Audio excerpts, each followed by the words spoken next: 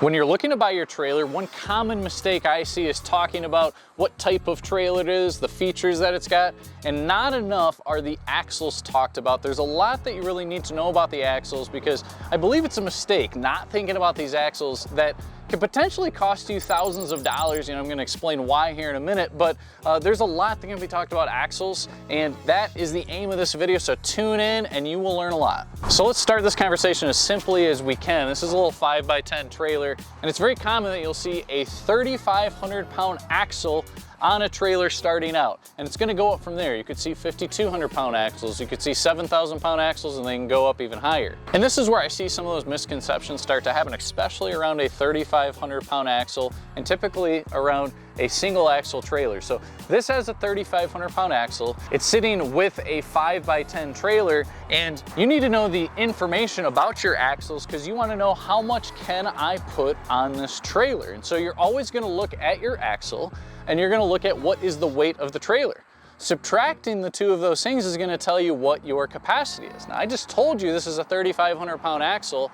The weight of this trailer, I'd have to go look at the certificate of origin. My guess is this might be around a 1,200 pound trailer, something in that realm. And so 3,500 pounds minus 1,200 pounds, that's going to give you the capacity of this trailer. Now, of course, think about the capacity of a trailer, but you have to think of what's the capacity of what my ramp can do. That doesn't mean the ramp's gonna be able to support all that at once. It might be a machine that part of it's on it, not. And so that conversation could stop right there. But if you look at the fine details on the side of this trailer, this particular trailer is not gonna give you a 3,500 pound GVWR. This one actually, if you look at the side of this tag, says 2,990 or pretty much 3,000 pounds. This is gonna give a 3,000 pound GVWR as far as what the axle can carry, but I just told you it was a 3,500 pound axles. Well, it's very common on 3,500 pound axles that you're gonna see them derated when the trailer does not have trailer brakes. Now, how do you know if the trailer you're looking at has trailer brakes? Go up to the front of this and you're gonna see right here this prong. So this is a 4-pin prong. You're gonna have lights here that are for the left blinker, the right blinker, and the running lights. Now, you need more wires than that 4-prong system when you actually have a trailer brake. One of those extra lines is going to be a trailer brake among some other things like a charging system for the brakes and things of that nature. If you were to look under this trailer, so let's go ahead and poke our head under. So now we're underneath the trailer, looking right here. This is an area that when you have a trailer without brakes, that you're going to just see this open hub area. So this is an area that you could see a big brake drum right there, and in this case you don't. This is what it's gonna look like behind that tire when there are no trailer brakes. Let's get up and let's look at a trailer. We actually have a tire off of another one. Let's go see what it looks like from the outside for a trailer that does have brakes. So we've got the tire off of this trailer, and right here is where you're gonna see the piece for the brake drum.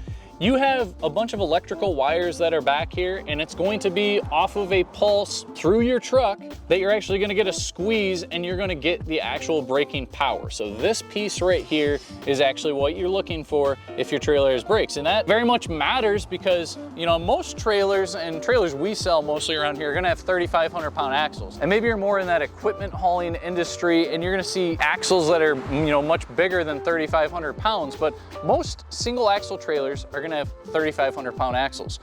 Almost all single axle trailers will not have a brake behind that, And when you think about the amount of weight that you're hauling, it's typically the brake of the truck is gonna give you enough force to actually stop that. But it definitely is an option that we see some of the time that you can get a single axle trailer with brakes. And so the very first thing I would look at if I'm looking at a trailer is I would go to the front of that trailer to see if it's got trailer brakes. Does it have that 4-prong system? What you'll see as far as the prongs up front is more of this 7-prong system that has a circular shape right here. So that's how you're gonna know if it's got brakes. And again, why does that matter? Of course, it's gonna give you more braking power. It's gonna give you more capacity. It's more about the fact that yes, that axle can probably actually rest whatever you have on it up to a certain weight class, but when you're actually stopping, it's about a safety feature that you wanna have the brakes, as you're getting close to that capacity. So let's think about that in context of this enclosed trailer, single axle, 6x12 enclosed trailer.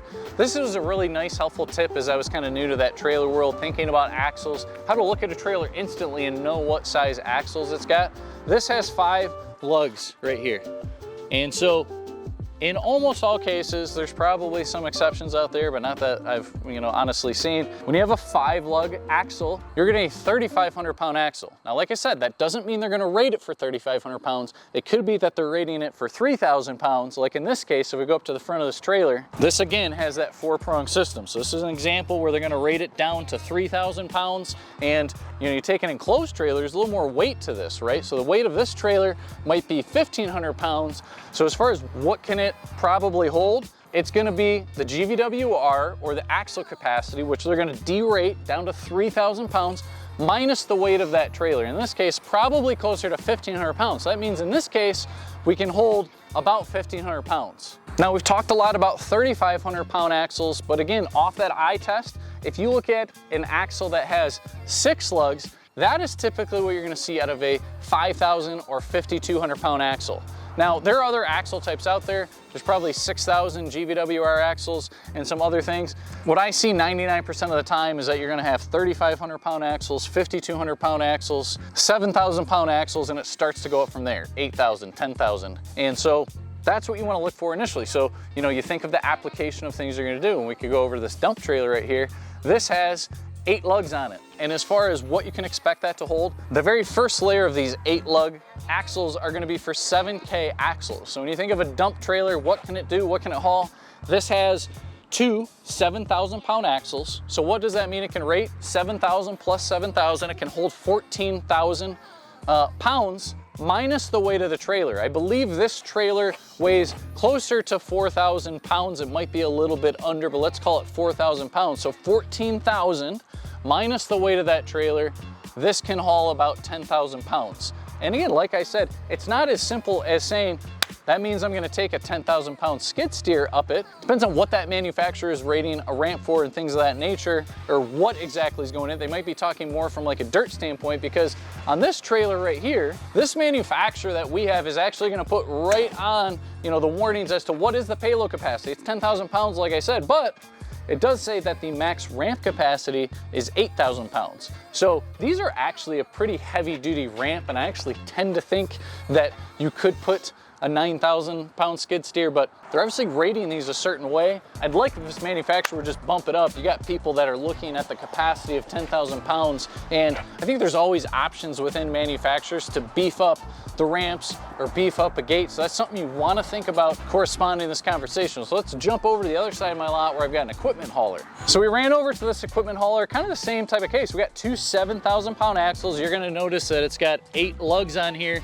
Look at the difference in how they're beefing up these ramps. Really heavy duty ramp, a little bit wider, a little bit thicker steel, and also has this brace right here. So this is something that, again, you think of the total capacity of a trailer, the weight of this one, this might be between 3,000 and 4,000 pounds, might be similar as far as capacity that you can carry around 10,000 pounds. I don't see any sticker around on this manufacturer saying it's only got an 8,000 pound ramp capacity. So that's something you might see with the manufacturer trying to protect themselves a little bit. So again, just because your trailer can hold it, doesn't mean you should just go ahead and bring that up with a really heavy piece of equipment. You gotta know what it is coming inside. And one thing to clarify on these tandem axle trailers, as far as that 3,500 pound and derating thing that I told you at the start of this, that's really typically only the case on a single axle trailer. Nearly every tandem axle trailer that I've ever seen is going to have trailer brakes attached. They're gonna do that because you're simply, when adding a second axle, asking for this to haul more load. And so at that point, you might look and have a brake on one axle or both. It seems like in a lot of cases you'll have both, but what I typically see is that a manufacturer will rate that trailer for 3,500 pounds for each axle as long as there's at least one brake on there. So it doesn't mean that's gonna have a brake on both axles, but the fact that there's at least one is gonna give the stopping power that believes you need to be safe. And I think as you're looking at equipment like this, and a common question that we get is, do I need a CDL when I'm hauling something like this? And I think when you think about CDL, it's more of a national sort of law and things that go in that. And we deal in a lot of equipment that is under that CDL piece. As you get into gooseneck trailers that have 10,000 pound axles and they go up from there. And with all that CDL knowledge, I'll admit, I've never had a CDL. Most of the things we sell are under that, so I'm not a pro on that fact, but I believe that you're looking at a 26,000 GVWR is a requirement when you're going into that CDL category.